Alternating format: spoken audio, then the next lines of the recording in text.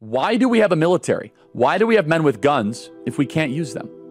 When Charlie Kirk engaged in, you know, some of the most heinous, disgusting forms of dehumanization and violent support. When Andrew was in Haiti, there were common stories about people turning into cats at night, which, I don't know, they all knew someone that turned into cats. Again, I'm not sure about that. This was last year. This was 2024. Racism was very common last year. Racism was back. They want to get to a place where whites can't defend themselves. You're acting like a Trayvon. Could you imagine? Don't do that. That's bad. Could you imagine the stereotyping? There's some more Charlie Kirk stuff here. Let's have a look. Times Charlie Kirk directly called for, supported, organized, and/or financed political violence. A thread with receipts. Here's Charlie Kirk calling for the killing of Joe Biden.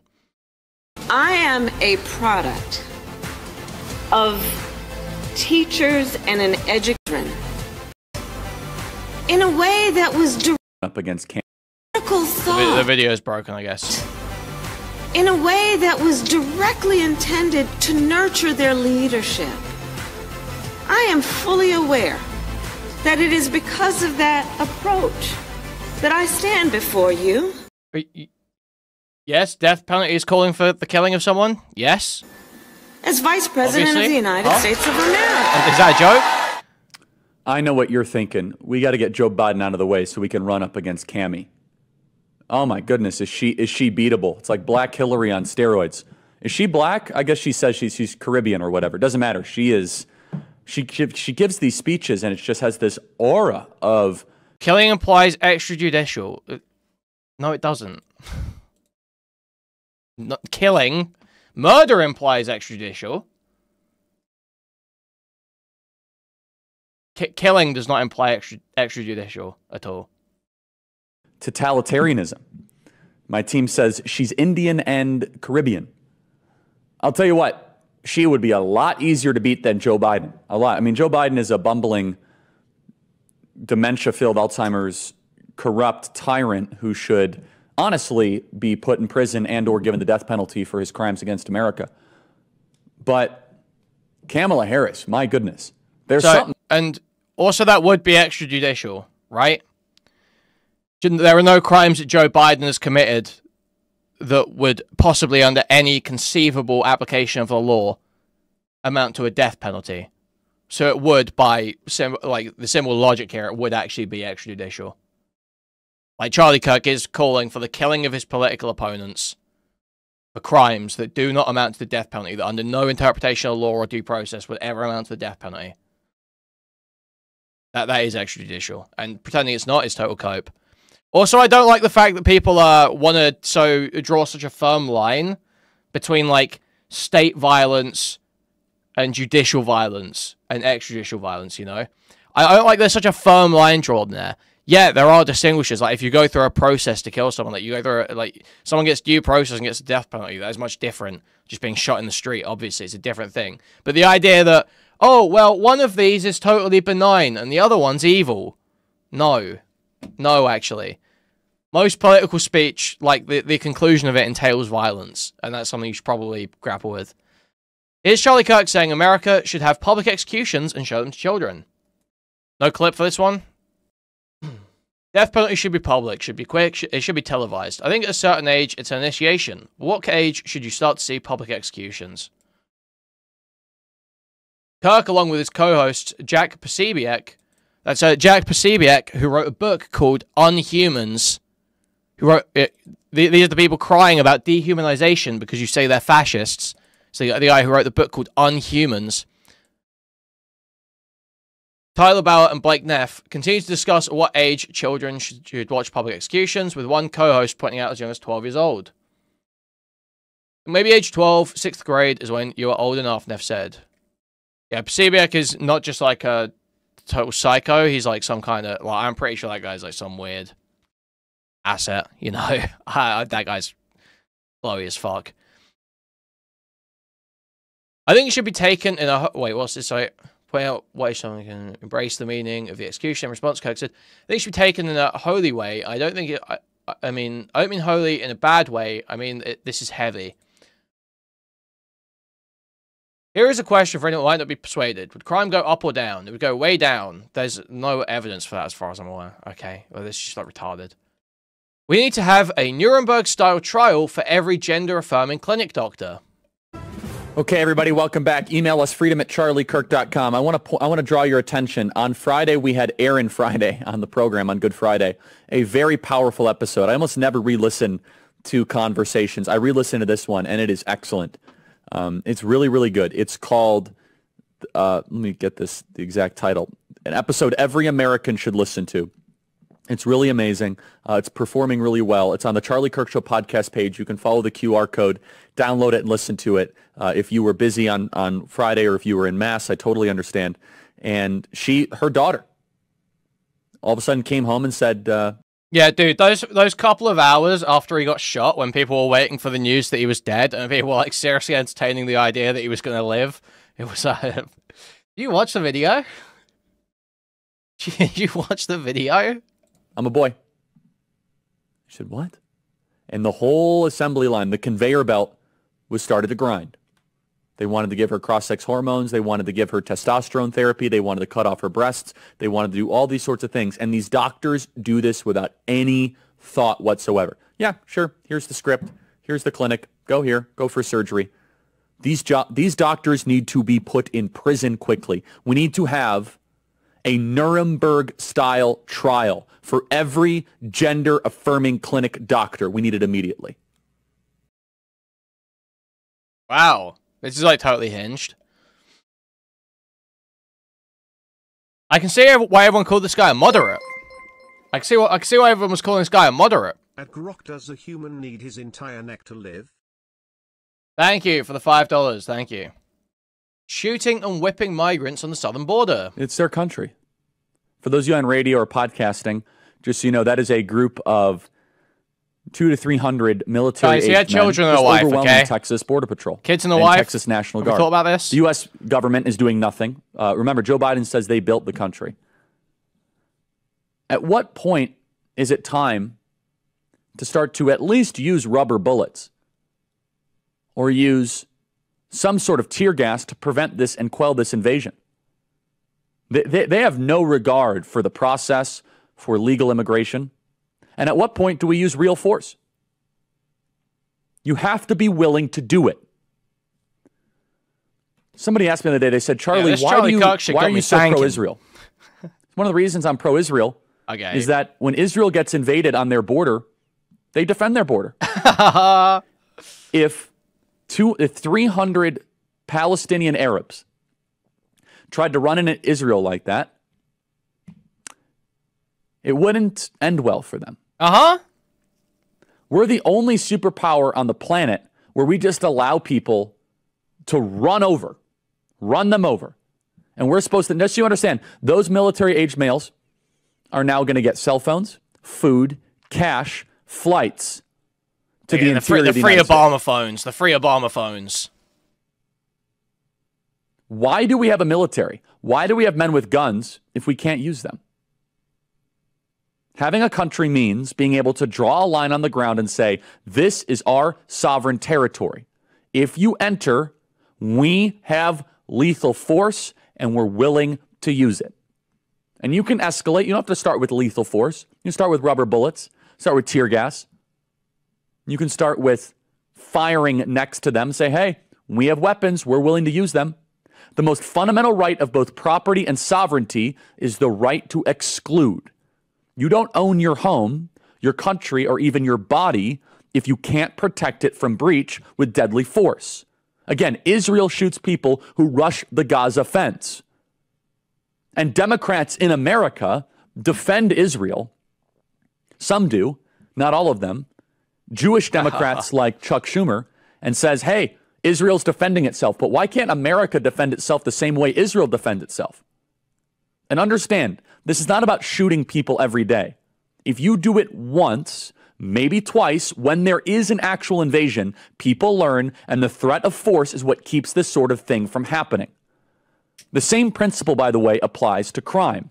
If cops can't use force to stop criminals, criminals eventually learn they can just ignore the law with impunity. And again, for those of you on radio or podcasting that did not see the video we just played, I want you to picture, you can go to charliekirk.com and see the video.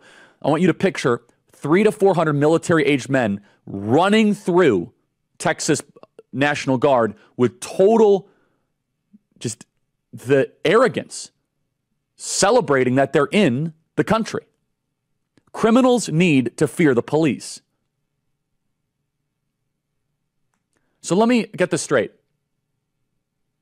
Capitol Police on January 6th, it was okay to shoot Ashley Babbitt. And some people say yes, some people say no. She was not an invader. She was a military veteran.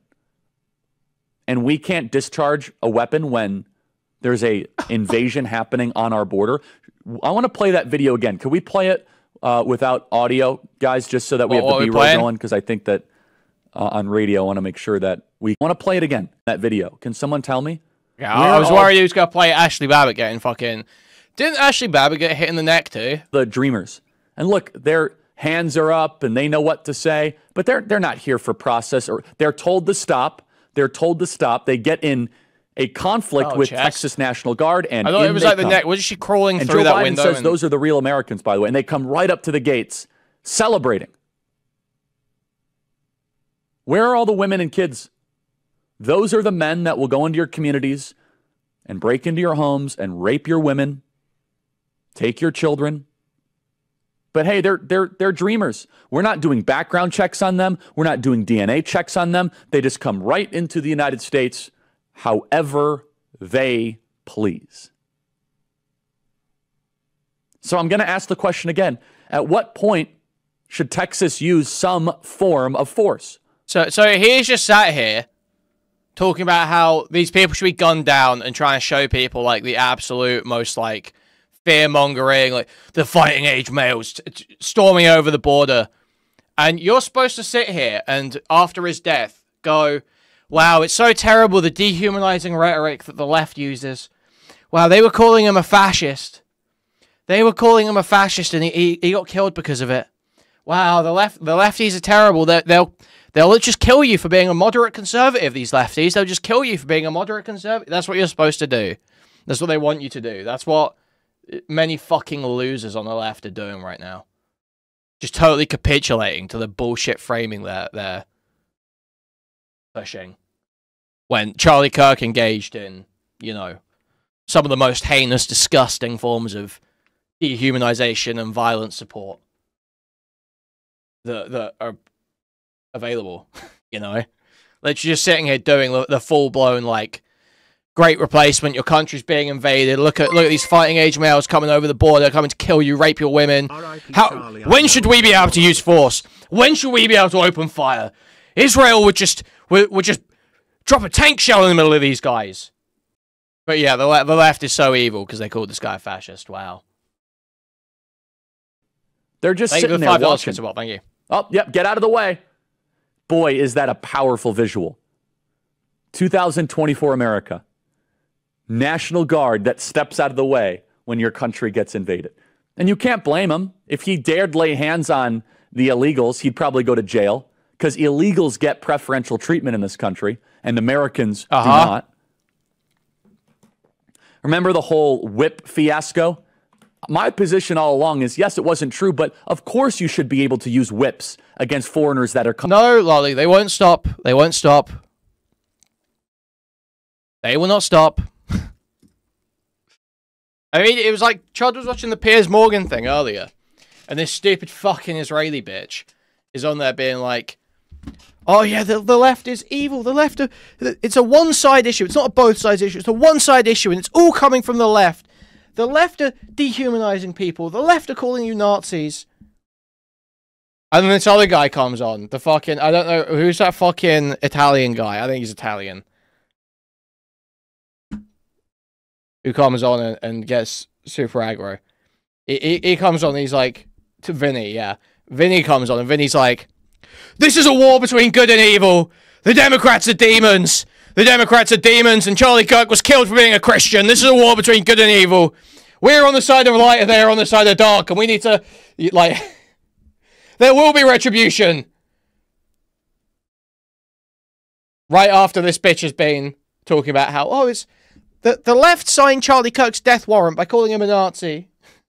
It's like, how do you get on and say this? Like, you're being totally shown up by your own guy right now. Coming into your country. Why is that controversial? If you try to break into other sovereign countries, if you try to break into Russia, if you try to break into Saudi Arabia, if you try to break into Israel, if you try to break into China, if you try to break into Japan, if you try to break into Korea, a country that believes in its right to exist defends itself from intruders. I'm disgusted by Ezra Klein just totally capitulating. I'm not that we lie. just really, there was a moment where I was like, and there's still Ezra Klein's obviously a smart guy. I won't pretend he's not a smart guy. He is a smart guy. He's a decent journalist. Holy fuck, his political senses in terms of like what's good messaging for libs or whatever is fucking it's fucking atrocious. Fucking atrocious. Seriously, the abundance shit.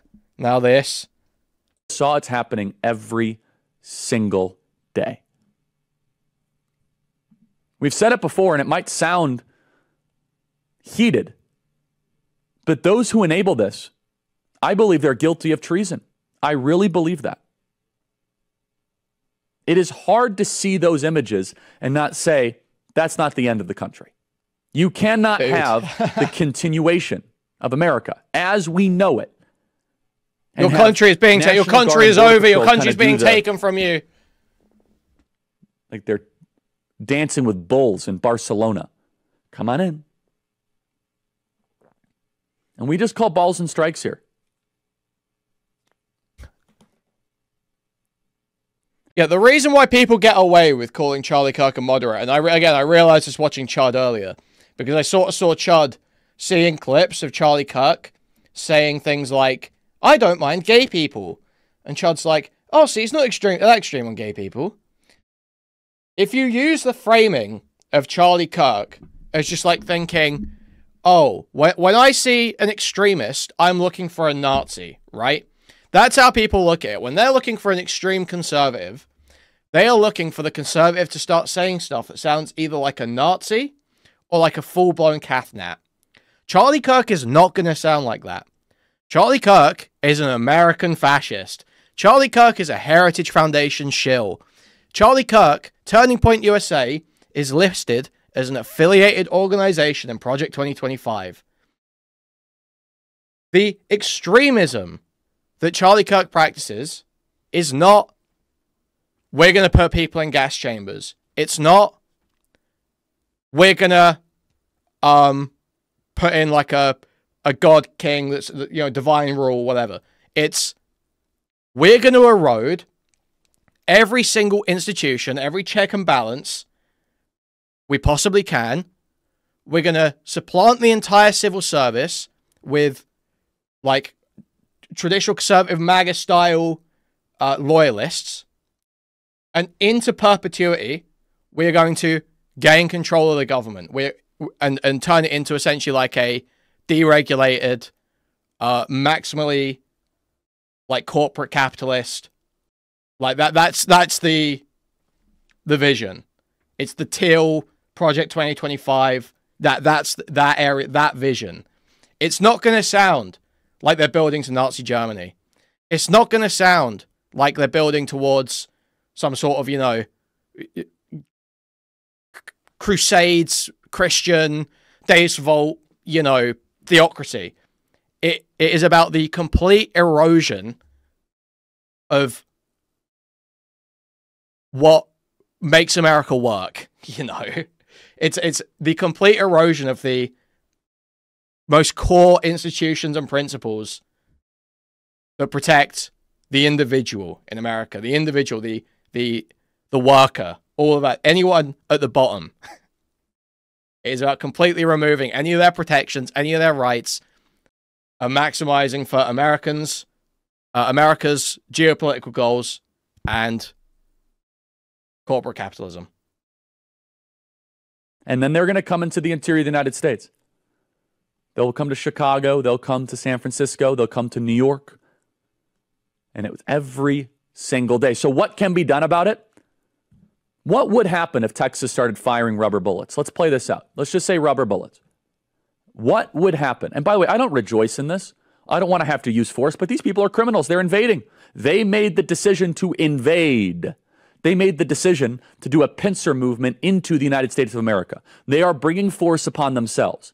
So what would happen if Texas all of a sudden started using rubber bullets, non-lethal rubber bullets? What would happen? The federal government would come in and sue them and maybe arrest the people that use the force. The federal government is more worried about policing the actions of Texas protecting its sovereignty than protecting the sovereignty of the nation. Not only should these people be deported, you need real deterrence. There is the castle doctrine in this country. The castle doctrine is that you're allowed to defend your home if it's being invaded, if it's being intruded upon, if it's being burglarized. Why can't you defend your country if it's being burglarized? These people are burglars, robbers, thieves, and criminals. They're effective squatters in the country, and we call them migrants. Stop using that term. This will not stop, and they laugh at us. You see that? They're kind of like rejoicing. They know we're never going to use force. The word is out in the insane asylums, in the prisons, in the gang communities. America is open. The greatest country ever to exist. They won't arrest you. They won't deter you. They won't deport you. They'll give you free stuff. And if you impregnate a woman, that child becomes a U.S. citizen because that's birthright citizenship. They are gaming every single rule, regulation, and custom and using it against us. And they are laughing about it. You got videos of illegal Venezuelans saying, hey, we're going to take over homes and sit as squatters in the major... So, I mean, he literally signaled there towards the idea of, like, removing birthright citizenship, right? Which is, like, literally one of the oldest, like, immigration, like, principles going. It's, like, literally... I think I remember Pisco saying it's literally built off of like English common law, right? It's like that level of in-depth like woven in to the structures of the courts and legality and citizenship, how we view all this, that even pre-America. Is there clips in this? I don't really want to read the whole fucking article. What's the tweet say? Here's Charlie Kirk talking about immigration as the enemy occupation of the foreigner hordes and directing the supporters, buy weapons, buy ammo, go into public place, bring a gun with you. Wow, cool. IT is legitimately infested with demonic voodoo that allows practitioners to do quasi-levitation stuff. Huh? This is like the LTG clip. One is like a lush that's what Charlie got. tropical resort, and the other is a complete wasteland filled with cannibal gangs. And it's important to note that Haiti is legitimately infested with demonic voodoo. Can you talk about this place? Yeah, well, so yes. I'm like weirdly more sympathetic to Haiti. In the Western Hemisphere. Say that again, Jack.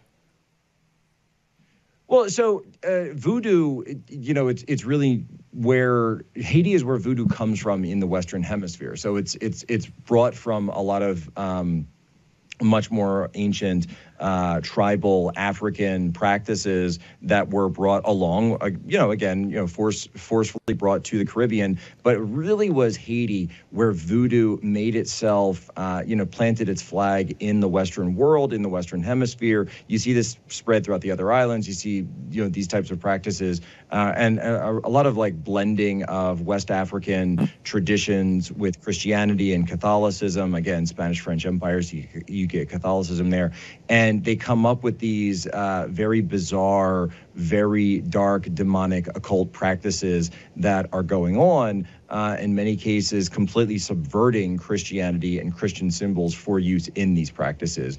And so you'll have cases where the killing and the ritual ingestion of flesh, let's just say it, ingestion of flesh, is done as part of these rituals. In fact, during the slave revolt, or one of the early revolts going on back in 1804, one of the leaders of this was himself a shaman of sorts, a witchcraft shaman of sorts. Jack Pacific. And they were sacrificed animals, pass around the cup of blood for everyone to take part in, to kind of give them the blood rage, and then they would go off and start killing all of the plantation owners.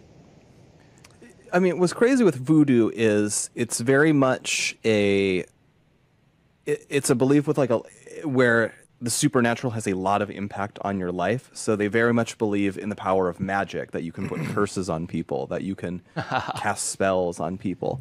And, and the famous voodoo doll is just sort of a fictional trope version of this. I don't know if they specifically do it that way, but the general idea that someone can put a curse on you, and there's all sorts of people who have magic. So there's witches everywhere. So there's what the fuck? a voodoo idea what that the fuck? Women can turn into these sort of animals and suck your blood at night. Or there's another cult where people can turn into dogs. And of course, zombies. The word zombie comes from voodoo. Yes. Yeah, so zombieism is really from this entire culture. Yeah. Yeah, this is where it comes from. And in their version of it, it's more like they can kind of enslave a person. Like they can kind of kill you. I'm casting curses on Hutch right now. I don't have it in front of me, but I think there's cases where the power of suggestion is so strong that people have basically become zombies because they believe that they are a zombie, and it's so powerful on it. Yeah, for real. Well, the left is delusional. They think you can become a woman or something. So they're doing that voodoo out in Haiti. They're levitating and shit. They can put curses on you. They cut off rapist dicks and put them in big pots. They can put curses on you.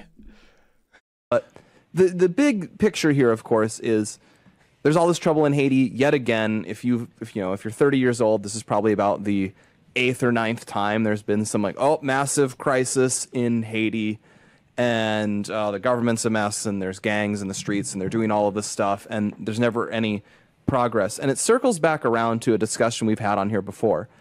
What if the big picture thought crime here is, should somebody colonize Haiti, basically? No. Why would you want that? There's really no reason to do it. I think the only reason to do it is colonize Greenland. That would be a great idea. Okay, I'm fully in favor of that. Tons of land. All for it. Okay, uninhabited largely. Literally, you have Nook. What if you said, China can colonize Haiti? I think it would be terrific. I think that I think China should have to try to figure out Haiti. Because there's sort of this, it gets at, I think, the flaws or the shortcomings of, if you want to call it, our global It's March 21st, 2024. Post-Cold War, where what we do is we very much perpetuate a system that is clearly essentially hopeless. Haiti's government is a complete calamitous disaster, and it is not serving the people of Haiti. Yeah, you got to remember as well with all this shit, Charlie Kirk is literally, he is a government propagandist. Like I said, literally a Heritage Foundation shill. Best buds with Trump.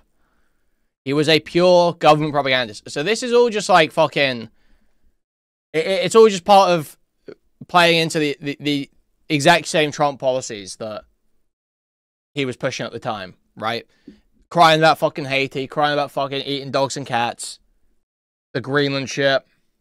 It's just, it's so blatant, and people want you to act as though this guy was, they say about him, don't they? They say Charlie Kirk was, he believed in the power of open debate. He believed in the power of open debate. He just tried to sit down and have conversations with people and come to a common understanding. He was a propagandist. He was a propagandist. The guy was not about coming to a common... It was never about coming to a common understanding. What the fuck are you talking about? You're insane and retarded. And he did not give a fuck about free speech either.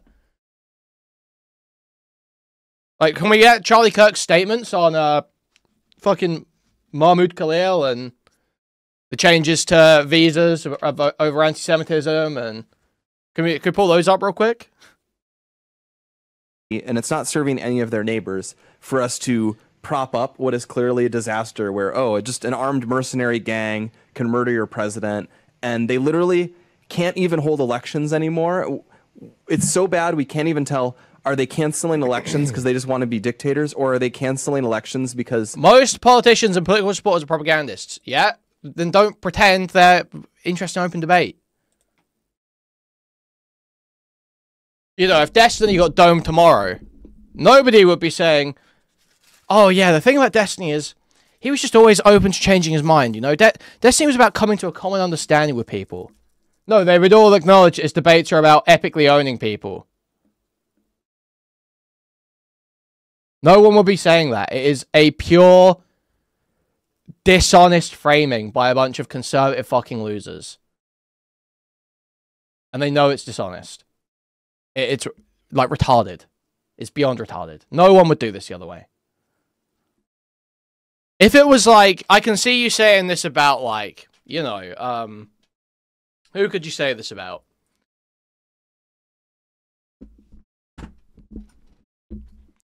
If Richard Dawkins got shot, people were like, oh yeah, Richard Dawkins believed in open debate. I'd be like, alright, yeah, you know what, fuck it. He wasn't like a super propagandist guy. I might not agree with him on everything. He was probably a bit bought into like some ideas too much. He wasn't 100% willing to change his mind. But he is kind of about, and has been about a lot of the time, you know, openly debating ideas. That has been a feature. That was never a feature of Charlie Kirk. It was never a feature of fucking Charlie Kirk. He ran from a bunch of people that were more on his level, deliberately targeted, like, was pure, like, targeting the dumbest fucking trans college students he could possibly find, purely dishonestly, for a political motivation, for a political narrative. None of it was about debate. It's, like, retarded. It's a totally dumb framing. They are not even capable he was a government of propagandist. He was not a fucking debater. Vote by the public. That is the level of state failure that we are at. And in the past, 1,000 years ago, Darth Dawkins got shot. If Darth Dawkins got shot, that'd be a day of national mourning. That'd be a day of international mourning. If Darth Dawkins got shot. I feel like we'd have to have like an international moment of silence. State like this, because if you were that much of a disaster, your neighbors came in and just took you over. And now instead what we do is we have the international community, and we have the United Nations, and we have humanitarian missions, and we're basically just dumping, you know, food and medical supplies into this anarchic, you know, disaster state. I don't know if it's fixable, and the reason is that I think, first of all, I think part of the country is literally under a spiritual oppression. I've talked to missionaries and missionaries that have gone there, and they say they've seen the darkest stuff that a human being can see. In fact, I know people that went to Haiti passively as like agnostic atheists, and they came back searching for Jesus because they saw like legit demonic activity. Well, do they say any more? Yeah, there was one guy who saw somebody who literally didn't sleep for 2 weeks. And would just like literally run around and not sleep for 2 weeks. Like ran through the whole island with like supernatural type capacity. There are claims that people have seen like quasi levitation stuff, dude. Like almost head spinning type stuff. And then Andrew says this was very common. Yeah. Here's one that when Andrew was in Haiti, there were common stories about people turning into cats at night. Which, I don't know, they all knew someone that turned into cats. I'm not sure about that. I haven't heard that. But this, like, supernatural energy, or just also the stuff where, you know, you look in the Hollywood films where someone, like, looks possessed. They got werecats right? out there? They got werecats out in Haiti? Like, entire towns that look that way. They got werecats out in Haiti? Huh? Yeah. Where it's just, and then there's a lot of churches there, too, and it's growing. But, like, Haitian voodoo culture is legit. Like, 1 out of 3 people in Haiti participate, and they sacrifice animals, and they do like pagan blood rituals. So yeah, it doesn't seem to have worked out for them. Wait, Charlie Kirk's against paganism. Wait, Charlie Kirk's against paganism. Then why was Kash Patel saying "see you in Valhalla" at the press conference? Then? Oh, I mean, yeah. Look, show me a pagan culture that sustainably can survive, and you know, there's a reason why the Aztecs are no longer around. The Indian? At the end. All right. Charlie Kirk calling for grown men to physically confront and threaten children with violence. And with current events, I was wondering how you would go about men being in women's sports. Yeah. So, and a Turning Point USA chapter leader. We'll give it up for her for that. That's the real courage. That takes... Wait, really? It breaks it? I tried to tell my stereo to mono extension. It just broke the audio. And with I was wondering how you would go about men being in women's sports. Yeah. So, and a Turning Point USA chapter leader. We'll give it up for her for that. That's the real courage. That takes the strength, and to say that to a late weightlifter is a big deal. Or NCAA? Technically, yes. Okay. Yeah, look, you're in a tough spot. So, again, I'm on this pastor chain, and they're all such amazing pastors, and they were so enthusiastic. And I just asked them, I said, how many of you guys know other pastors that have informed their congregation about William Thomas? And people are like, who's William Thomas? All right, well, let's talk about William Thomas. So William Thomas has destroyed female sports, as we know.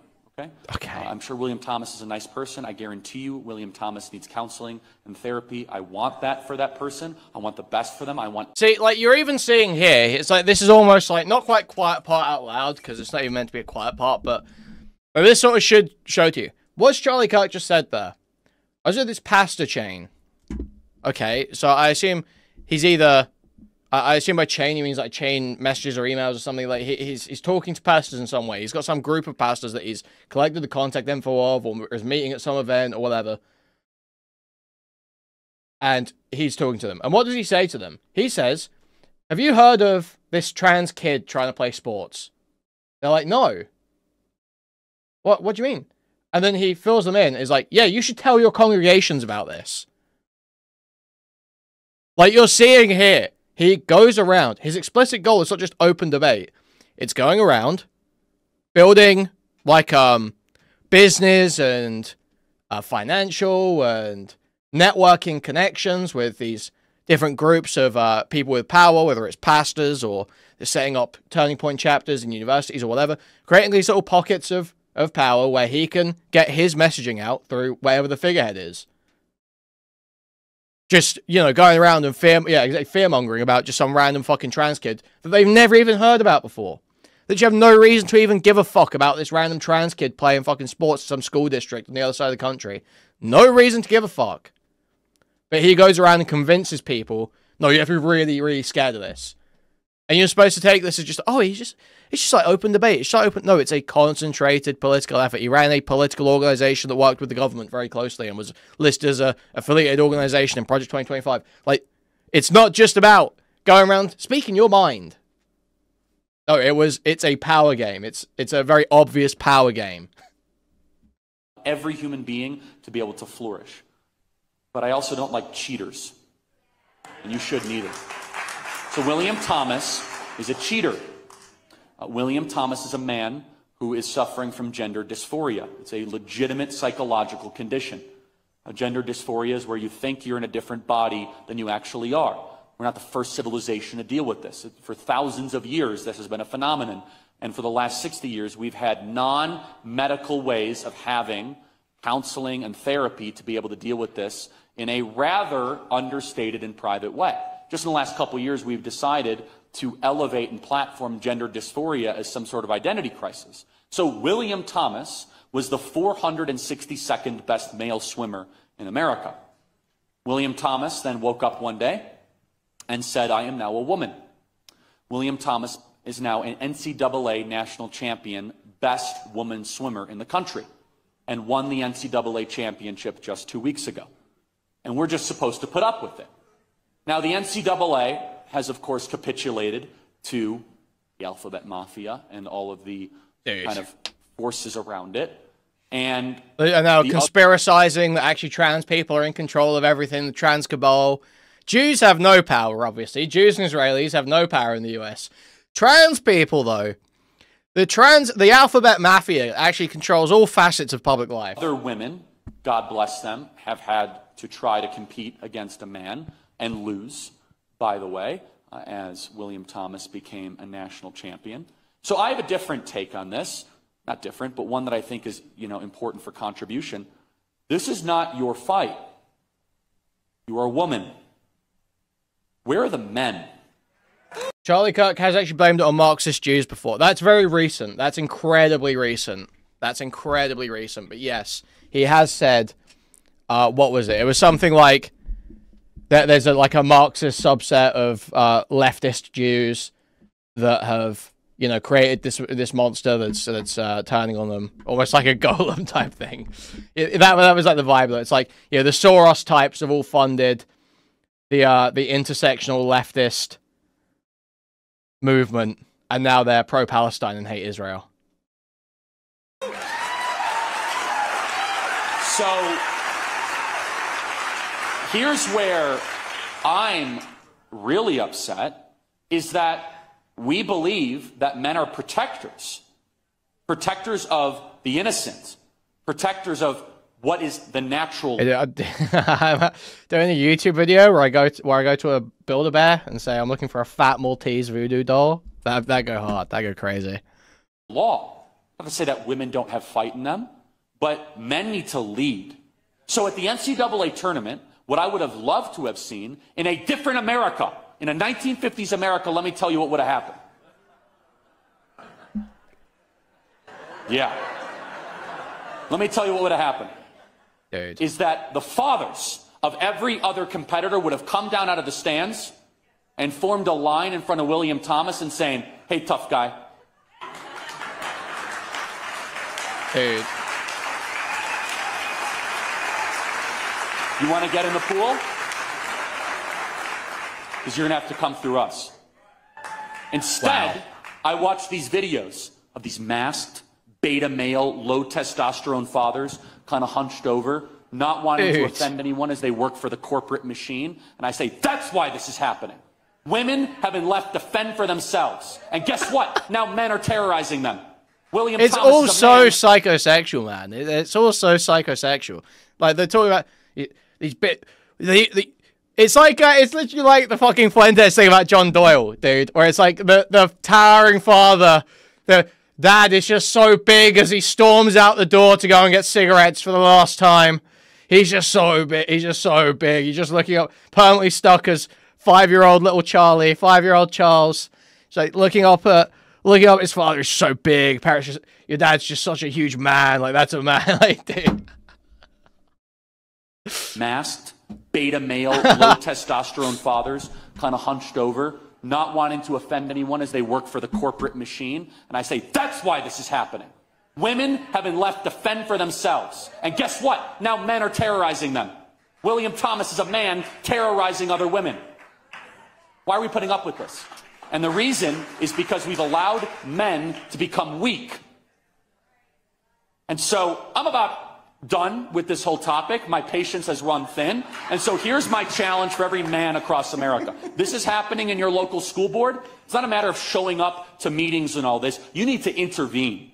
You need to show up to the sporting event. Like, this is not happening, actually. You're not competing against my daughter. She has XX chromosomes. Dude. You have XY chromosomes. Get off the court. Get out of the pool. It's not going to happen anymore. Legit. So before it was almost like a hypothetical. Now he's outright saying, you should be confronting children. You should exert physical intimidation over children. Nice one. Calling trans people an abomination. Let's see this one. One issue I think that is so against our senses, so against the natural law, and dare I say, a throbbing middle finger to God, is the transgender thing happening in America right now. We are in a church, and so it's important to remember Deuteronomy 22:5, a woman shall not wear a man's garment, nor shall a man put on a woman's cloak. For whoever does these things is an abomination to the Lord your God. I don't trust this Aaron Reed person, so I don't know if this William is out Thomas, of context. You're an abomination to God. Yeah, wait, the same trans person? Okay, that probably is.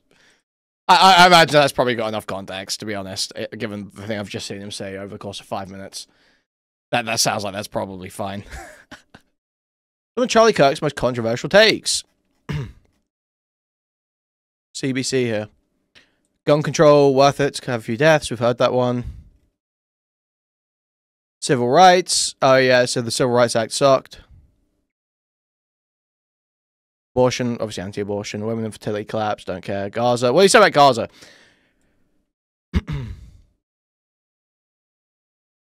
A lion. He was described by Israeli Prime Minister Benjamin Netanyahu on Wednesday as a lion-hearted friend of Israel. Charlie Kirk is lying, sir. Charlie Kirk is lying, sir. Charlie Kirk is lying, sir. Charlie Kirk lying. India lying too, sir. India lying too. Netanyahu said he spoke to him 2 weeks ago and invited him to Israel. Kirk fought the lies and stood tall for Judeo-Christian civilization. His boundless pride in America and his valiant belief in free speech will leave a lasting impact. Kirk posted a video next saying, "No, Israel is not starving Gazans." His dog was gay. How do we then best fight back and withstand the criticism where they're going to say this is just a white lash or this is just you being a white nationalist? Right. Well, I mean, the simple answer to the white nationalist question is I'm not. You know, I'd tell them if I were, right? But I'm just not. So that's really easy. I mean, there should be a backlash against the fact that they're being racist because that's good. I mean, you shouldn't be able to be racist on without accountability. So I don't have any problem with that. But I think there's lots of different tactics, whether it's lawfare, whether it's and kind of a creation, I think, over time of kind of we need to really relook at how we've enforced civil rights laws. And again, I'm not saying that because I think we need to relitigate the wisdom of the 1964 Civil Rights Act. It was put in at a particular time to solve. Oh, I've criticized it. Yeah. But that's I mean, Caldwell's thing. Yeah, I mean, and Chris Caldwell is a colleague of mine, and I think it's fine to do that. But I think just as a political strategy, I think if people want to say, hey, there were absolutely real problems that it was addressing, whether you think it did it in the perfect way or not. But we're as far from that time right now as they were from the Wright brothers. So there's a lot of things that have changed in American society. We're not worried about people not being served at lunch counters anymore. Yeah, and the Civil Rights Act, though, let's be clear, created a beast, and that beast has now turned into an anti-white weapon. Yeah, and that's the reality. And so we just need to fundamentally relook at a lot of our civil rights legal regime. And without that, even though I don't think it's sort of the magic bullet, but I think without that, there's limits to the amount of progress we're going to make. Let's talk about discourse and dialogue. This topic would have been even more forbidden 4 or 5 years ago, but it's now becoming in more and more mainstream circles. Is that because the problem is becoming worse, but our side is more courageous to confront it? I think it's both, Charlie, and I'm going to commend you in particular, and Tucker, and guys like Matt Walsh.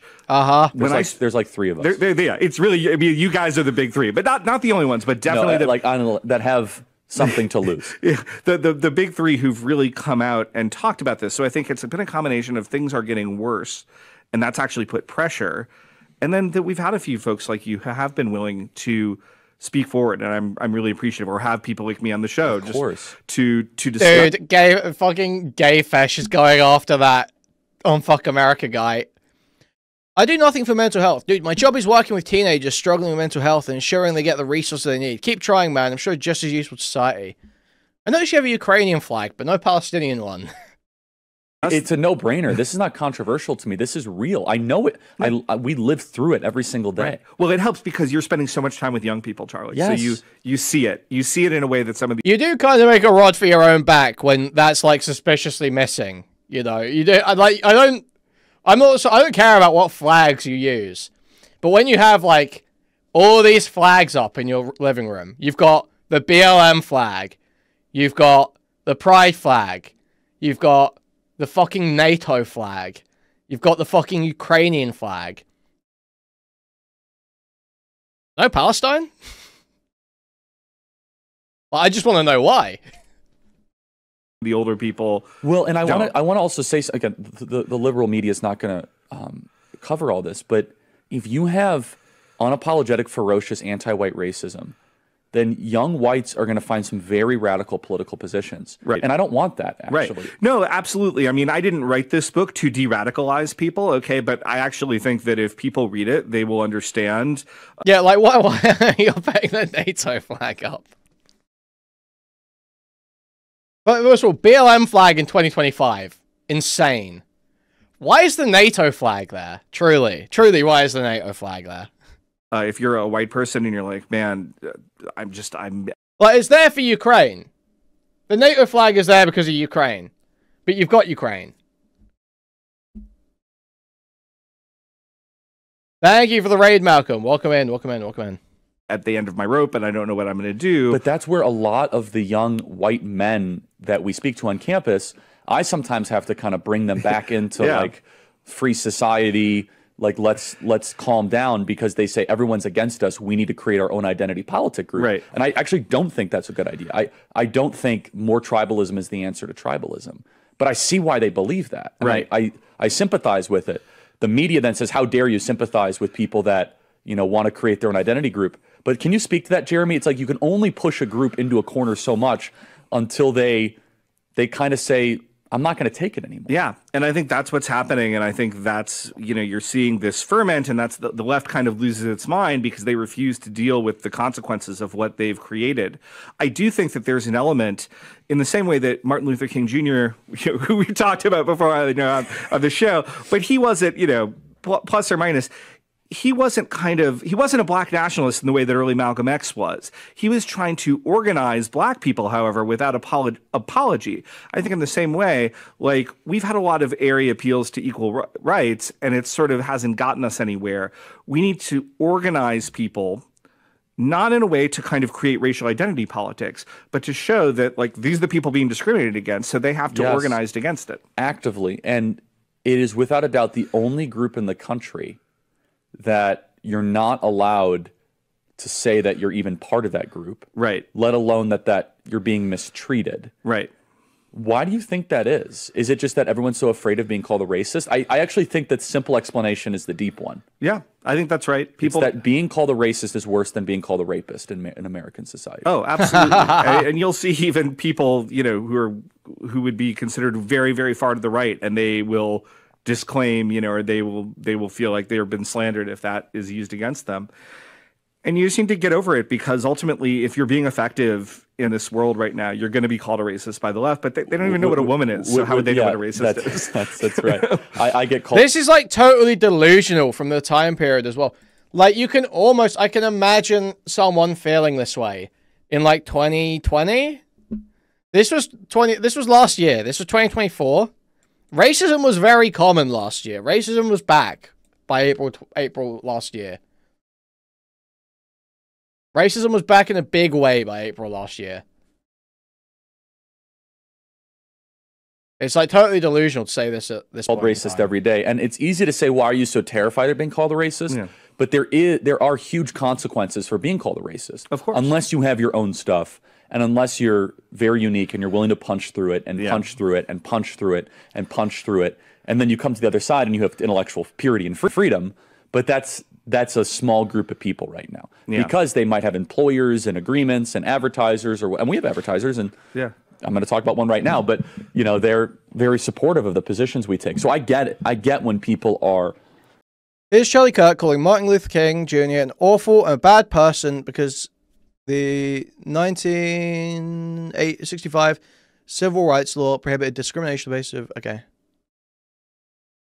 video or article, don't care, not reading.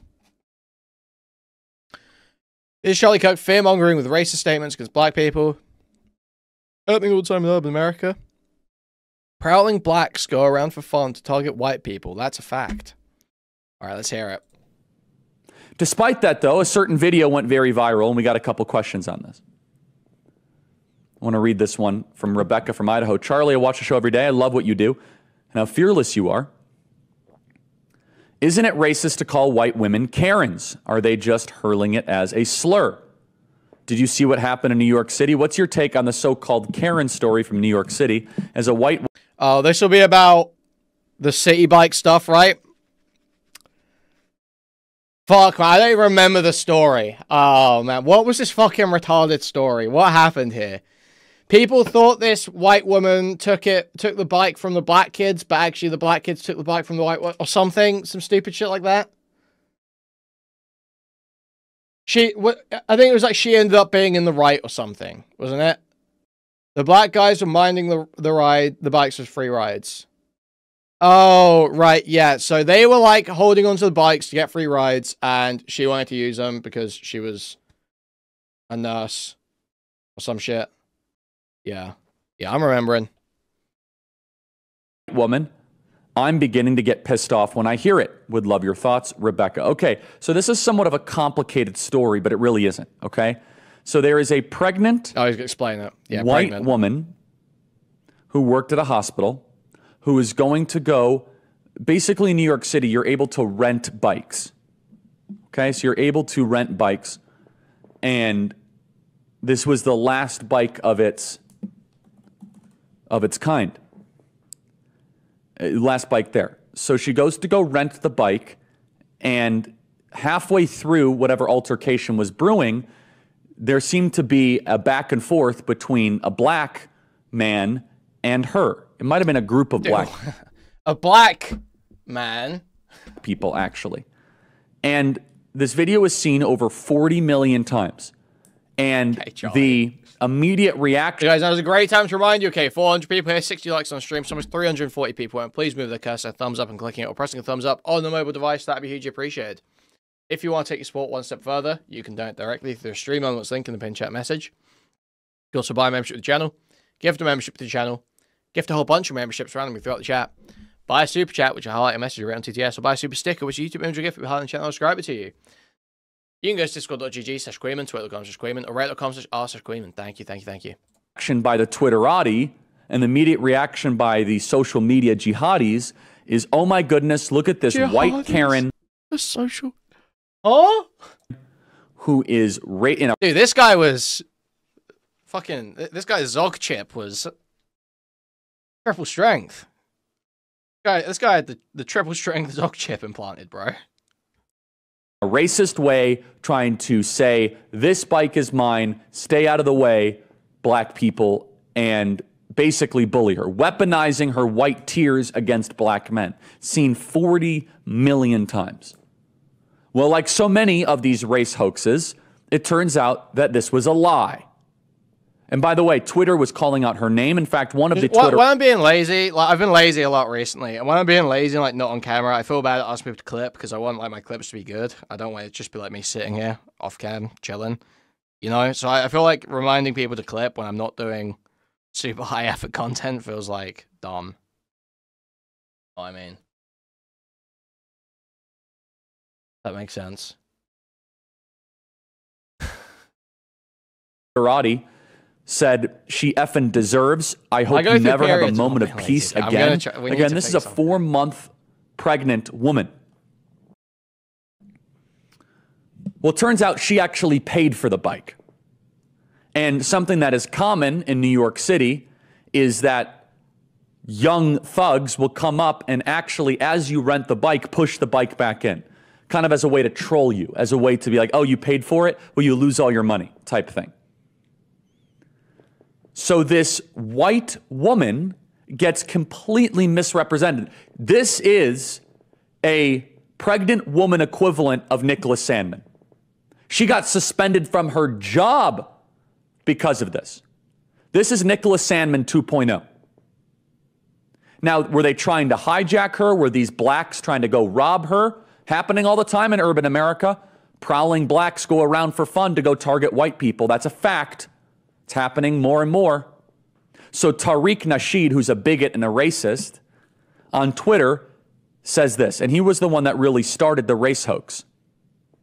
A suspected white supremacist woman tried to steal a city bike from a black kid after he paid for it. That's a lie.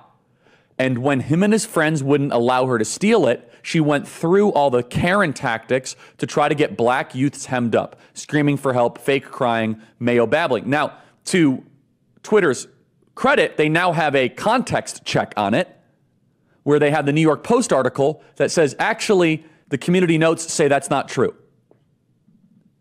Her lawyer is coming out and saying, no, she actually paid for it, and it's the black youth that was coming to either steal it, rob her, or harm her. Harass her, which of course we now see a pattern of blacks prowling the streets going to go harass whites. It's happening in Chicago, happens all the time. And they feel as if they're untouchable, right? Look what happened in New York City at the subway. A black schizophrenic homeless person starts threatening people saying, I'm going to go back to jail, and a white good Samaritan holds him in a chokehold. Tragically, the black guy dies, not a result anybody wanted. And who gets in trouble? the Good Samaritan chokehold guy. But now this Tariq guy better be careful, this Tariq Nasheed. I will happily help finance this lawsuit. This guy is the scum of the earth. Where she's now willing to sue anyone to calling her for racist for defamation, and she'll have a much better case than any case that I would have. Every time I go to these lawyers to talk about defamation and slander and all that, it's tough because I'm a quote-unquote public figure, so the threshold, she is not a public figure. True. She's a private figure who paid for a bike, and a group of blacks came to probably terrorize her is what it looks like. And she has her whole reputation ruined. Now, why? Why did this happen? This happened because the audience, the population. Was it Tariq that was posting the edit of Charlie Kirk and George Floyd shaking hands in heaven? Have been conditioned into social justice warrior simulation theory that anytime you see a confrontation, anytime you see let's just say a quarrel, anytime you see an argument, anytime you see something between a white person and a black person. Yeah, I mean, honestly, right, if people are saying it as a joke, like, you know, Chud will say the blacks. I'm sure I've said the blacks as a joke. But if you are sitting there, giving your thoughts on race relations or some story that's happened, and you were talking about it in terms of, the thing is that cities are full of these blacks. The blacks in these cities are prowling around. Anything like that, it's like, okay. You have been trained, you have been conditioned to believe that it's the white person that is terrorizing the black person. If you thought this video was really what the media told you, do you know that more than 600, is that stat real, Blake? Come on. Is it real? I don't know if that stat is real. We're going to double, okay, I'm going to say it. More than 600 white women a year are murdered by black men. Okay. 600 white women a year. Did you know that? By blacks. So 600 white women are murdered by blacks a year. Now, can we put that in context of all the other groups that are murdered by blacks every year? One just happened, was a Hispanic. He might have been half black, doesn't really matter. Here in Scottsdale, young 29-year-old girl walking on a hiking trail, and a trans Hispanic comes and stabs her to death.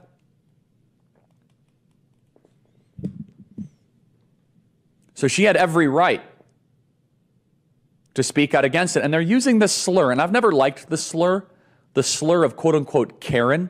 Now, don't get me wrong. White liberal women, not exactly my favorite group in America. They can be very nasty, especially the Upper East Side types, wine moms, Highland Park, not a fan. They're very nasty towards me. But this is a racial slur of a mom who might care, of a white person who doesn't want to see her bike be stolen. She's a pregnant woman. And she's trying to rent a bike. The viral clip painted the villains as the victims. They want to get to a place where whites can't defend themselves.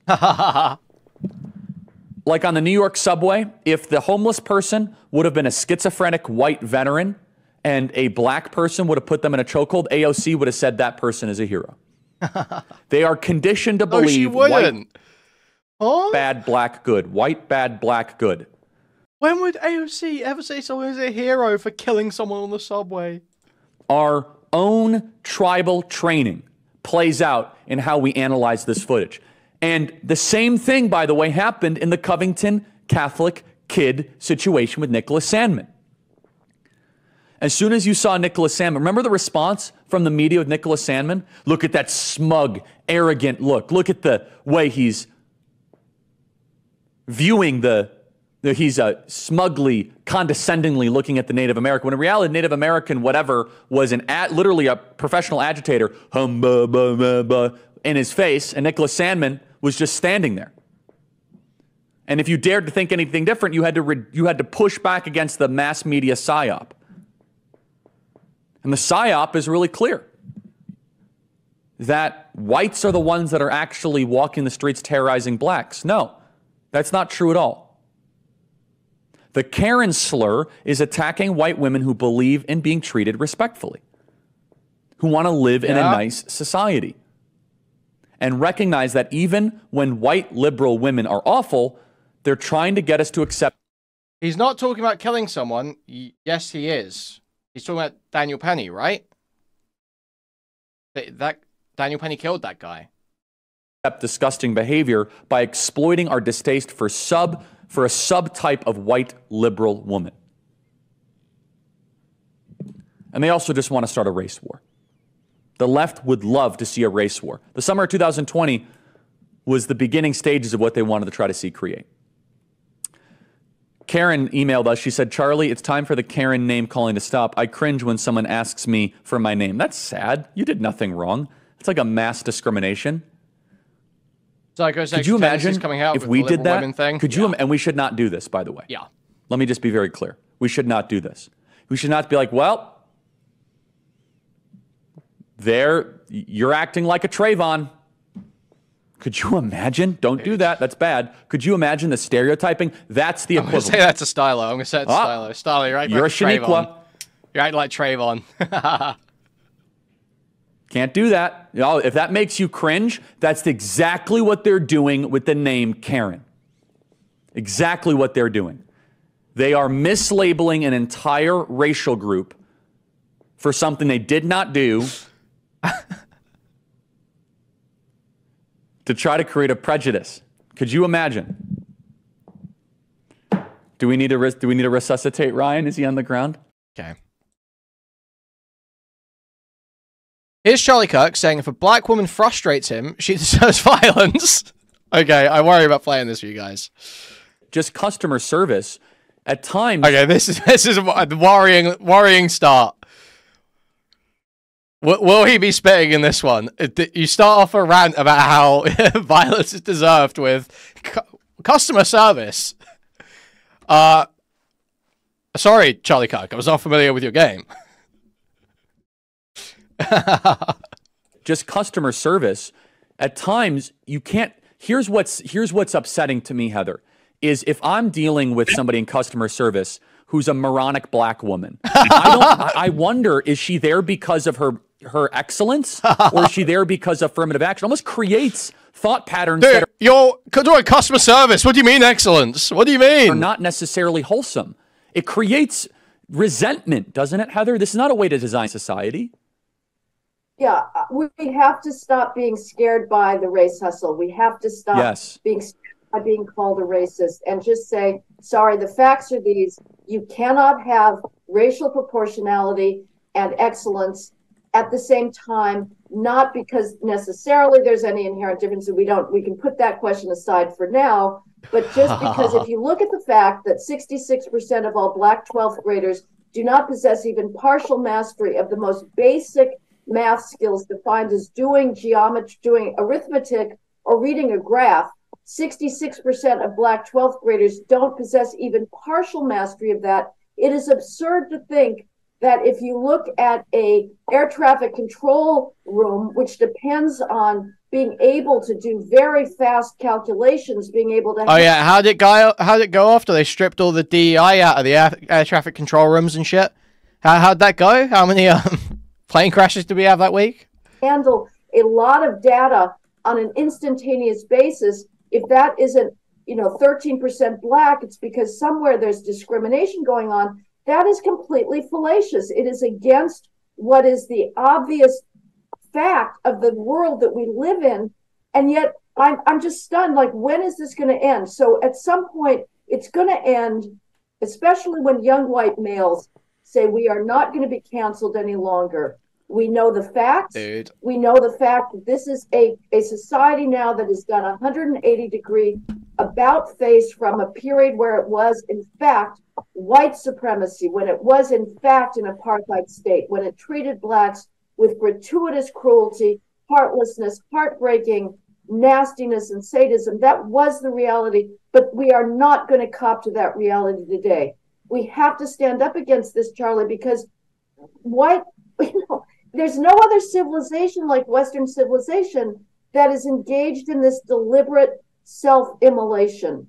No other culture has turned on itself with such fury. You don't see this happening in China. You don't see it happening in Africa. You don't see it happening in India, where those cultures are saying, oh, because we have historically been Chinese or African or Indian, we must be a colonialist, oppressive apartheid state. No, it's only happening in the West out of some perverse instinct that if we get to the heart of it, we would understand much about Western civilization. But right now, it is a totally suicidal instinct. It is. And so about a minute and a half remaining here, Heather. I was having difficulty persuading somebody who was more in the middle over this because they said, yeah, I don't like the woke stuff, but I don't understand why they're doing it. There must be a good reason. Can you just elaborate in about a minute here, Heather? This is suicide. This is, oh my God. This is, I don't want this to exist any longer. There is something about European, like the fear mongering in all of this is just crazy. That is highly susceptible to blackmail. We are now being blackmailed. The reality is black privilege, not white privilege. It used to be white privilege. I am not denying that. But for some reason, white civilization has decided to engage in the Great Replacement theory and to go down without a fight. Oh?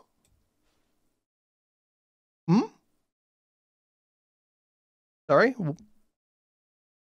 White civilization has decided to engage in the Great Replacement theory and to go down without a fight. Oh? And I'm going to fight. You're going to fight, Charlie. Yes. And you're going to fight? This is worth protecting because Western civilization has given the rest of the world the concepts of equality and tolerance that they are fighting in the name of, with complete hypocrisy, of course. But Western civilization has given us prosperity, freedom from sickness, illness, squalor. We have nothing to apologize. Remember, though, guys, the left needs to tone down the rhetoric. People saying that Charlie Kirk was a fascist got him killed, okay, guys? The left needs to tone down the rhetoric. Yeah, remember when the Great Replacement was a meme that only Lauren Southern believed in? Yeah, I do. I thought it was done. It seemed like Christchurch killed the Great Replacement theory. Because they all came out. Do you remember? They all came out that week. And every single one of them was like, guys, we took it too far. We took it too far. I disavow the Great Replacement theory. I disavow the Great Replacement theory. I disavow violence in all its forms. We need to come together. We need to come together and learn some tolerance. And then within a year, it was immediately back to, yeah, the Jews are shipping brown people into. Opposite, we have a lot to be thankful for, actually. A lot that white Europeans did that made the world a better place. Common law, presumption of innocence, separation of powers, stuff that we just take for granted. Free speech, the idea that you can own property and pass down stuff to your kids, that you're not in a caste system. You can thank a white European for that. Stay right there, Heather. Okay. Here's Charlie Kirk noting he doesn't want America's religious freedoms to apply to Muslims because they're a threat. Wow, a free speech guy, by the way, who just cared about open debate. Free speech guy who just cared about open debate. April 30th this year. So what's going on in Texas, of all places? Mind you, this is not New York. This is not California. This is Texas. And as you know, Texas Republicans are rather weak at times. They don't really know how to fight. Well, Muslims in Texas are looking to build their own epic city. Literally, it's called Epic City. That's awesome. Wait, that's awesome. Epic City? Epic City? Yo! The East Plano Islamic Center, deep in the heart of Texas. It's in the northeast suburbs of Dallas. The plan right now is for these Mohammedans to build a 402-acre community in the Dallas suburbs. For reference, that's about 4 times the size of Disneyland. It would have over 1,000 homes, a K-12 school, a college, retail stores, and of course, a mosque. Now, let me pause here. When's the last time Christians decided to do this? Christians should build communities like this. I look at the master plan here and I say, despite the fact that their worldview is toxic and that they want to destroy the West, you got to give them respect. It's well designed. It's well configured. They're here to spread their value system to the west. And we're like, oh, well, you know. What's that? Oh. So apparently you didn't report on this. Arkansas group's effort to build a white ethno-state forms part of a wider U.S. movement inspired by white supremacy. October 2023, a group calling itself Return to the Land established its first whites-only community in the Ozark Mountains of Arkansas. They followed that with a second enclave nearby in 2025. Yeah, why do white Christians never be doing this? Except when they do. Oh, religious freedom. Really? Did the founding fathers have in mind Mohammedans coming to the great state of Texas or one of our states to build an exclusive city for Muslims? The idea is that this would all be on private property, so it could exist as a dedicated Islamic area. Developers claim the area will be open to all, which of course is rubbish. Though we know, and we get the feeling anybody moving in would find themselves not very welcome. America has freedom of religion, of course, but we should be frank. Large, dedicated Islamic areas are a threat to America. We've seen how this unfolds in Europe. There are massive, huge no-go zones in major... Yeah, this is like totally delusional and just part of the misrepresentation of the issues in Europe. The issues with the enclaves in Europe and the UK and stuff, it's not the fact that they're just Islamic. It's the fact that they all come from the same country, and oftentimes a lot of them do not speak the language and have very insular cultural norms. If you have a bunch of Islamic from various diaspora groups in America that are all relatively integrated, it's really not going to be that much of an issue. It really ain't that much of an issue. The problem is it's a bunch of first-generation immigrants that don't speak the language, all from the same country, move into a small area where they've got very little economic opportunities, and the local government doesn't know how to interact with them. And they're not no-go zones. They're not no-go zones at all. Yeah, they're just the same. Like most of these places have always been like low-income immigrant communities. That's what those places have always been. It's like East London and shit. You know, for the last how many, 50 to whatever years. They've always been like that. You always never wanted to be there anyway. Like, yeah, they were always shitholes. That's why they're so easy for immigrants to move into. But the problems persist. The problems with the area persist. It's just it becomes more difficult to deal with them because the people living there now don't speak the same language as the local government or the police or the social services or mental health or doctors or like it's like a total disconnect occurs. Major European cities in Britain and in France and in Sweden. Those are real. You're not allowed to talk about them, but they are real. The police stay out of things. In no-go zones, Islamic values reign supreme. Blasphemy laws, for example. If you dare question the Prophet Muhammad, they will come after you. Free speech is not an Islamic value. So your value is not an Islamic value. It's actually the exact opposite. Submission is an Islamic value. That's literally what Islam means. Islam has conquest values. They seek to take over land and territory. And Europe is now a conquered continent. It is not what it used to be. It's a husk of its former self, which is increasingly Mohammedan. Muslims are incompatible with civilization in America. Let's see this. Mamdani is a guy who is also a Mohammedan. Now, as a Mohammedan, he has really kind of been given a free pass. No one has really been able to ask questions about it because they say, oh, you're an Islamophobe. But let's just take a step back here. Imagine from the 35,000-foot view, if you are trying to continually have Mohammedanism take over the West, wouldn't they love to have both London and New York, the two prior Anglo centers of financial markets and cultural influence, now under Mohammedan rule? We've been warning about the rise of Islam on the show to great amount of backlash. We don't care. That's what we do here. And we said that Islam is not compatible with Western civilization. Let me say it again. Islam is not compatible with Western civilization. And now you have Zoran Kwame Mamdani. It's just like so crazy to act like this about fucking Mamdani. Yeah, if you are acting like this about fucking Zoran Mamdani, you are Islamophobe. I'm sorry. I'm sorry. You just are. He's like the most unthreatening, like westernized. Like it's bizarre. It's bizarre. It truly is bizarre. Like, it's not like his wife is walking around there fucking burqa. You know, they're like very westernized, celebrity type, socialite, you know, types. That's what. He's the leading candidate for the race. And this kind of happened the last couple of days. Cuomo was out polling him for the last couple of weeks. And you have to wonder, is this kind of an after effect of anti-Israel sentiment? Here's Charlie Kirk using violent imagery to stoke fears against Islam, claiming that by practicing their religion in a country of freedom of religion, Islam is the sword the left is using to slit the throat of America. A spiritual battle is coming to the West. Wow, cool. Gun deaths are worth it. We've seen that one. Oh, yeah, so he made this as well.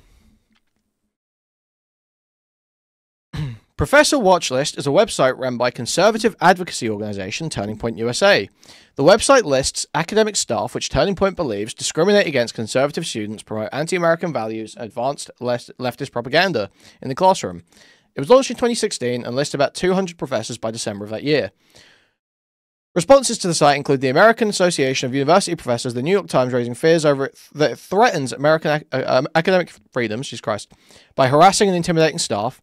Conservative magazine National Review describing it as an irritable gesture of victimhood by conservatives, and concerns about the safety and welfare of staff following a trend of threatening behavior and communication, including rape and death threats being sent to listed facilities. In December 2016, 1,500 professors and faculty from across the globe petitioned to have their name added to the list in solidarity with academics who have been targeted and intimidated following their listing, with the message that the listed are the sort of company we wish to keep. Turning Point UK also maintains a similar site, Education Watch, which has been described as McCarthyism in the UK, gaining support from Conservative MP Jacob Rees-Mogg and Home Secretary Priti Patel. Former Home Secretary. The Council for the Defence of the British Universities is also called Education Watch Populist Right-Wing Propaganda. So yeah, it's a doxing website for left-wing professors. Turn down the rhetoric, though, guys. Tone down the rhetoric, okay? Here's a long, but not exhaustive, list of white supremacist hate incidents from Charlie Kirk's Turning Point USA. At the 2022 America Fest, held again in Arizona, far-right provocateur Steve Bannon riled up the crowd, asking the audience if they were at war, referring to them as an awakened army, asking if they were ready to destroy the deep state. Turn down the rhetoric, though, guys. Kerry Lake, who refused to concede the 2022... gubernatorial. Goober? What a goober. Race she lost in Arizona, brought a lawsuit against officials in the Maricopa County. She also used extreme language at the event. She told the audience that the election officials were crooks who should be locked up. Then added, they corrupted our elections on November 8th. They've built a house of cards. We're going to burn that house to the ground. Tone down the rhetoric. Guys, the left have gone too far. TPUSA events have attracted white supremacists, particularly those who present themselves as conservatives, promote white nationalist ideas. Ryan Sanchez, former member of Rise Above Movement. Okay. Thank you, Dark Canuck. Thank you. December 2022, Meg Miller, head of TPUSA, Missouri. Virulently racist, thinly veiled as a joke about the killings of 3 black football players at the University of Virginia. She wrote, if they would have killed 4 more, it would have made the whole week off. We would have had the whole week off. Wow. But don't say anything bad about Charlie Kirk, guys, otherwise we're reporting you to your workplace. 4 more ringers. Don't say anything. No jokes about Charlie Kirk. Do not say Mario and his brother Luigi or whatever that retarded post was. Otherwise, we are contacting your work and getting you fired. Using racial slurs on campus. Don't care about that. Yeah, okay. TPUSA advisor circulating a newsletter saying black people have become socially incompatible with other races and American black culture has evolved into an unfixable and crime-ridden mess. White people weren't racist, but exhausted by black people, and that the experiment of bringing black people to the US as slaves had failed. Well, yeah, that experiment sort of failed after that whole Civil War thing, I feel like. Yeah, the whole slave thing kind of failed a while ago. I gotta be real. China kind of sus, okay. Enoch Powell was right, okay. Yeah, I don't really care about all these, to be honest. It's not interesting. Here's Charlie Kirk organizing 80 or so buses for the violent insurrectionists to attempt to overthrow the elected president. Okay, so what did he do? Not everyone in the Capitol mob was an insurrectionist. How do I get the clip? Why not just link the clip? Fuck, man. Let's go. Okay, let's read it. The clip shared by a video of Kirk, a Newsweek columnist, discussing the deadly events in which far-right extremists and QAnon conspiracy theorists stormed Congress, shared on Twitter, where it went viral with over 50,000 views, 500,000 views at the time of writing. The clip, shared by Media Matters news director John Whitehouse, juxtaposes Kirk speaking on the Charlie Kirk show on Monday with separate footage of protesters violently beating a Capitol police officer. A police officer was among the 5 people who died during the disorder. Among those seen inside the Senate chamber was a person carrying plastic zip ties, with many believing they were brought in order to take hostages. Makeshift nooses and guillotines were also spotted at the Washington protest on January 6th. During the clip, Charlie Kirk said that it was not wise to climb the Capitol steps and enter the rotunda. It is wrong to compare those who did to terrorists such as the 1995 Oklahoma City bomber Timothy McVeigh. Kirk said, it's bad judgment, all of a sudden, to climb Capitol steps. You go walk in the rotunda, it's just not wise. However, not wise does not mean you're an insurrectionist, okay? Let me be very clear. Just because you do something stupid does not mean you're Timothy McVeigh. Just because you do something that's regrettable does not mean you are planning an armed insurrection against the United States government. In statements in Newsweek, Turning Point spokesman Andrew Colvett said that the clip is being taken out of context. Elsewhere in Kirk's podcast, he described how the rally portion of the event in DC was not violent compared to those scenes at the Capitol. The small number that actually went inside the building and broke windows and beat cops, those people deserve to be condemned. Charlie said this many times. Except they all got pardoned, didn't they? Except the moment you guys got into power, you pardoned all of them. He was explaining that the people in the media conflate all these events and people together in an attempt to condemn all of them, hundreds of thousands of people, as insurrectionists. A number of people on social media suggested that Kirk was attempting to distance himself from the violence which erupted in the nation's capital after previously claiming that Turning Point Action, the political action committee arm of Turning Point USA, would be sending 80-plus buses full of patriots to attend the Capitol in a since-deleted tweet. Dude. Oh my god. The historic event will likely be one of the largest and most consequential in American history. So not just a moderate guy, it's not an extremist, except he was actually bussing people in to try and overthrow the Capitol. So, what do you call that other than extremism? He's a moderate though, guys. He was doing guys, like Ezra Klein said, Charlie Kirk was doing politics the right way. You know, free debate, free speech. It's all just about open debate and free speech while I pay for buses of patriots to be shuttled into the Capitol to overthrow the rightful outcome of an election. He was a moderate, guys. He was a moderate. They want to just, even if you're just moderate, like it's like Sean Head said. It's like Sean Head said, you don't even have to be a fascist, even if you're just moderate. The psycho lefties just want to kill you for nothing. Not that he should have died, obviously, but the point is that he was more involved in just debating moderate ideas. Let's be serious here. Turning Point Action have since claimed Charlie Kirk's deleted tweet was ultimately inaccurate, and the group ended up sending just 7 buses to DC. Oh, okay. Oh, just 7. Oh, only 7 buses. Covert also told Reuters that only 7 buses carrying 350 students. Oh, only 350. Oh, okay. Were sent by them to attend the rally. How many of those got charged? Sent by them to attend the rally in support of Donald Trump's baseless claims of voter fraud. So, here's the other thing as well. This scum, truly scum, shuttled their own students into a situation where they ended up doing quote-unquote misguided things and getting fucking arrested, possibly getting punished in their life because they were misled, because they were led by these, like fucking just filth into believing that they should go fight for Trump. They should go fight, they were going to take America back and they should go fight for Trump. Disgusting. Truly disgusting. Students just fucking up their lives doing this. Students getting sent into this like horrific radical environment. Scum. Scum.